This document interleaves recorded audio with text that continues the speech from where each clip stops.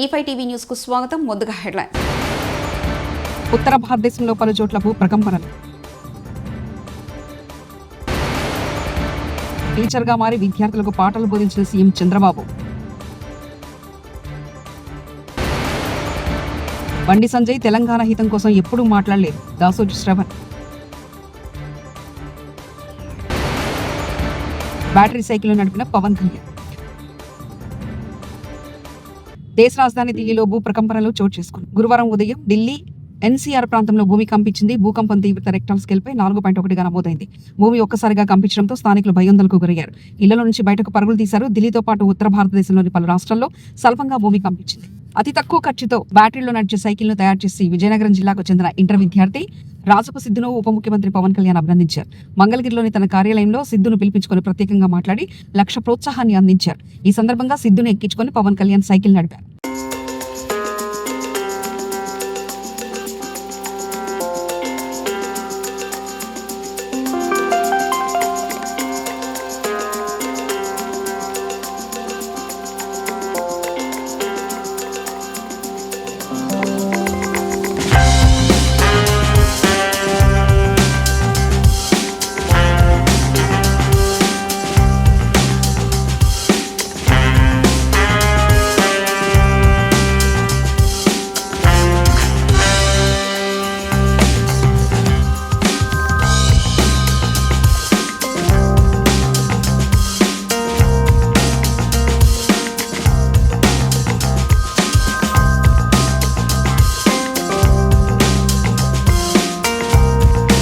తర్లా మండలంకి చెందిన జాడవారి కొత్తవలస అనే ఒక మారుమూల గ్రామం. సో నేను రాజం జీసీఎస్ఆర్ కాలేజ్లో ఇంటర్మీడియట్ సెకండ్ ఇయర్ చదువుతున్నాను. సో నేను మా గ్రామం నుంచి జీసీఎస్ఆర్ కాలేజ్కి వెళ్ళడానికి దాదాపు 17 కిలోమీటర్లు ప్రయాణించవలసి వచ్చేది. ఈ 17 కిలోమీటర్లలో కూడా దాదాపు 3 కిలోమీటర్ల వరకు కాలినడక నడిచి మిగిలినంతా ఆటో ఆర్ బస్తో వెళ్ళవలసి వచ్చేది. సో ఇలా వెళ్ళే సమయంలో నాకు రోజుకు దాదాపు 60 రూపాయల వరకు ఛార్జీలకి అయితే ఖర్చు అయ్యేది. ఇంత ఖర్చు పెట్టుకొని వెళ్ళినా కూడా సమయానికి క్లాసులకు కూడా అందేవాడిని కాదు.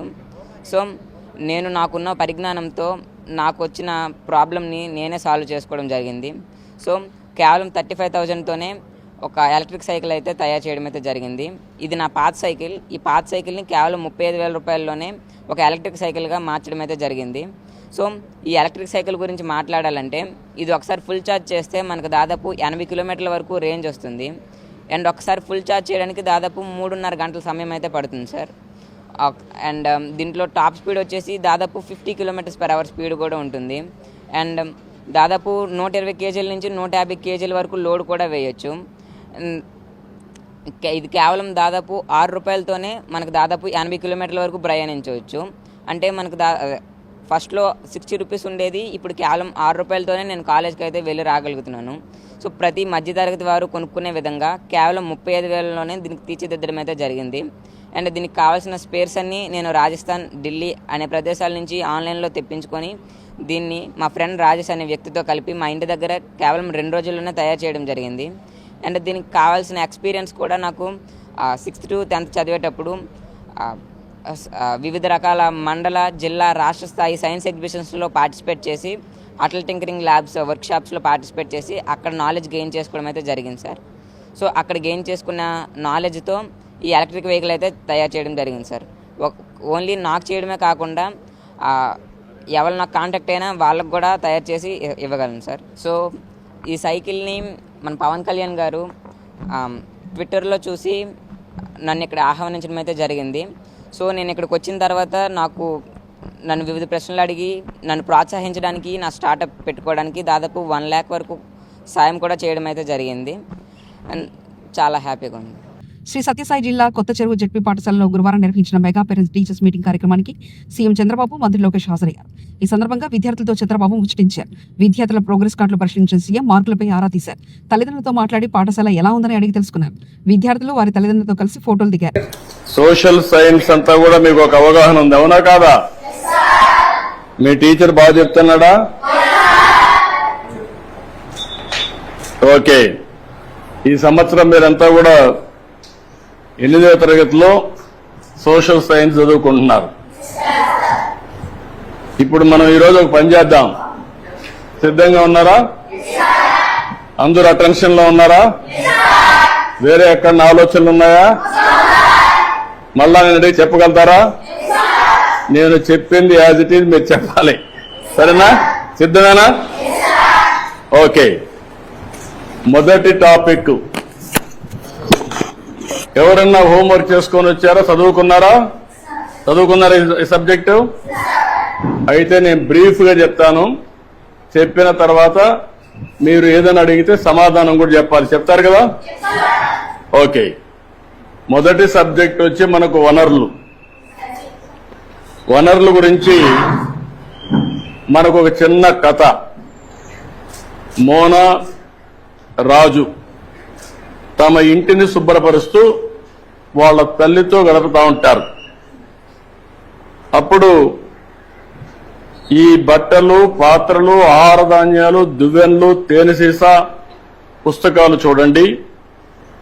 వీటిలో ప్రతి ఒక్క దానికి ఉపయోగం ఉంటుంది అనింది. ఎవరు? మోనా చెప్పింది. అందుకే అవి ముఖ్యమైనవి.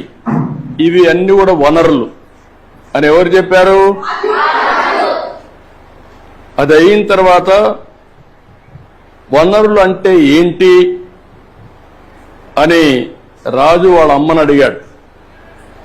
అడిగినప్పుడు వాళ్ళ అమ్మ చెప్పింది ఏం చెప్పిందంటే, మన అవసరాలు సంతృప్తి పరచడానికి ఉపయోగపడేది ఏదైనా సరే అది ఏమంటారు? వనరులు అంటారు. మీ చుట్టూ ఒకసారి పరిశీలిస్తే అనేక వనరులు మీరు గమనించవచ్చు. నిర్మిత వనరు ఏది? 3 ఉన్నాయి. ఏది? క్యాన్సర్ చికిత్సకు మందులు, ఊట నీరు, ఉష్ణ మండలాలు, అడవులు, ఉష్ణ మందులు. ఎందుకు ఊట నీరు కాదు? ఊట నీరు ఎందుకు కాదు? యూజ్ చేయరు, మనం తయారు చేయం. అంతేనా? ఉష్ణ మండల అడవుల్ని మనం తయారు చేయం. అది ఎట్లొస్తుంది? సహజ వనరులు. అవునా కాదా? ఊట నీరు ఎట్నుంచి వస్తుంది? అడవిలో ఉంటాయి, పారుతానే ఉంటుంది. ఎట్లొస్తుంది అది? ఓకే.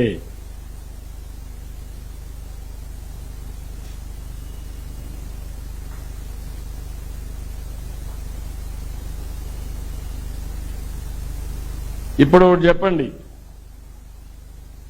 పునరుత్పాదకం కాని వనరులు.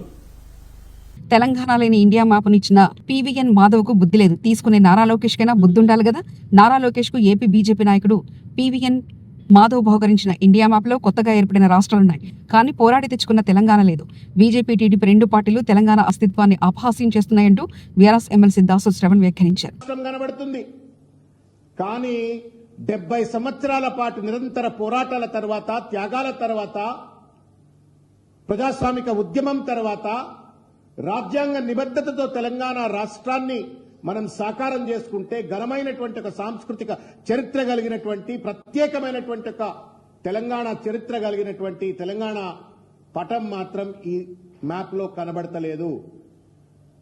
ఇచ్చేటాయనకు బుద్ధి లేదు, తీసుకునేటాయనకు కూడా బుద్ధి లేనట్టుగా స్పష్టంగా కనబడతా ఉంది. Is this not an insult to Telangana? ఇవాళ బీజేపీ, తెలుగుదేశం 2 పార్టీలు కలిసి తెలంగాణ అస్తిత్వాన్ని అపహాస్యం చేసినట్లు కాదా అని చెప్పని ఈ సందర్భంగా నేను ప్రశ్నిస్తాను. బండి సంజయ్ గారు నిరంతరంగా ఆయన కేసీఆర్ గారి పైన అక్కస్తో కావచ్చు, కేటీఆర్ గారి పైన అక్కస్తో కావచ్చు, బీఆర్ఎస్ పార్టీపై అక్కస్తో కావచ్చు, తెలంగాణ హితం కోసం ఆయన గతంలో పార్లమెంట్ సభ్యుడిగా పనిచేసినాడు, ఇవాళ మళ్ళా పార్లమెంట్ సభ్యుడిగా పనిచేస్తా ఉన్నాడు, కేంద్ర మంత్రిగా ఉన్నాడు. ఏనాడైనా నోరు విప్పి తెలంగాణ ప్రజలకు జరుగుతున్నటువంటి ఒక కష్టం గురించి, నష్టం గురించి, లేకపోతే పక్క రాష్ట్రం ఆంధ్రప్రదేశ్ చేస్తున్నటువంటి ఒక దోపిడీ గురించి కానీ, రాష్ట్ర విభజన చట్టానికి సంబంధించి ఎప్పుడు కూడా పార్లమెంట్లో ప్రశ్నించిన పాపాన పోలేదు. నోరిప్పితే కేసీఆర్ గారి పైన దాడి చేసిండ్రు. అదే నోరు ఇవాళ ఒక్కసారి బండి సంజయ్ గారు తెలంగాణ కోసం నోరు విప్పాలని చెప్పని నేను కోరుతా ఉన్నాను. This is attack on Telangana. Me party సహచర నాయకుడైతే కావచ్చు మాధవ్ గారు, మీ ఎన్డీలో భాగస్వామ్యమైనటువంటి తెలుగుదేశం పార్టీ అయితే కావచ్చు, కానీ నా ప్రాంతం మీద దాడి జరుగుతూ ఉంది, నా సంస్కృతిని గుర్తించట్లేరు, నా రాజకీయ పటాన్ని గుర్తించట్లేరు. నువ్వు తెలంగాణ పైన దాడి చేస్తుంటే బండి సంజయ్ నిజంగా నికార్సైన తెలంగాణ బిడ్డ అయితే వీళ్ళిద్దరిపైన ప్రెస్ మీట్ పెట్టాలా? ఎంతైతే కసితోటి పసిబట్టినట్టుగా కేసీఆర్ గారి పైన, కేటీఆర్ గారి పైన, బీఆర్ఎస్ పైన దాడి చేస్తావో అదే దాడి కనుక ఇవాళ చేయకపోయినట్టయితే మీరు ఈ కుట్రలో, ఈ కుతంత్రంలో, తెలంగాణ అస్తిత్వాన్ని విధ్వంసం చేయటంలో మీరు కూడా భాగస్వాములు అని చెప్పని ఇవాళ తెలంగాణ సమాజం ఒక నిర్ణయానికి రావాల్సిన అవసరం వస్తుంది. కాబట్టి బండి సంజయ్ గారు మీరు కూడా మొద్దు నిద్ర లేవండి.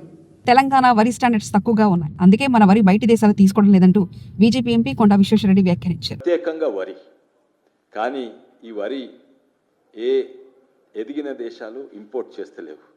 ఎందుకంటే మన వరి వాళ్ళ స్టాండర్డ్స్ కంటే తక్కువగా ఉన్నది. ఎందుకంటే ప్రత్యేకంగా తెలంగాణలో వరి బాగా పెరిగింది. జనగామ పట్టణంలోని నెహ్రూ పార్క్ నుండి శ్మశాన వాటిక మీద నుంచి హైదరాబాద్ రోడ్డుకు వరకు గత 4 సంవత్సరాల క్రితం మాజీ ఎమ్మెల్యే ముద్రెడ్డి యాదగిరెడ్డి ఆగమేఘాల మీద హడావిడి చేస్తూ 60 ఫీట్ల రోడ్లు వేస్తున్నామని చుట్టుపక్కల ప్రజలు, ఇండ్లు, స్కూలు, ఫంక్షన్ హాలు కూలగొట్టించి రోడ్డు వెడల్పు జాగా ఇవ్వాలని బలవంతం చేస్తే ప్రజలు త్యాగం చేసి తమ ఇళ్ల స్థలాలను ఇచ్చారు. కొంతమంది ప్రజల ఫ్లాట్లను బలవంతంగా గుంజుకొని రోడ్డు ఫార్మేషన్ చేసి కంకర డస్ట్ పోసి చేతులు దులుపుకున్నారు. స్కూల్ వద్ద రోడ్డు వేయకుండా ప్రజల ఆరోగ్యాలతో చెలగాటం ఆడుతున్న అధికారుల నిర్లక్ష్య వైఖరి. జిందాబాద్ జిందాబాద్ జిందాబాద్ జిందాబాద్. 60 ఫీట్ల రోడ్డును వెంటనే 60 ఫీట్ల రోడ్డును వెంటనే శ్మశాన వాటికకు పోయి 60 ఫీట్ల రోడ్డును వెంటనే నెహ్రూ పార్క్ నుండి శ్మశాన వాటిక వరకు 60 ఫీట్ల రోడ్డును వెంటనే. అందరికీ నమస్కారం.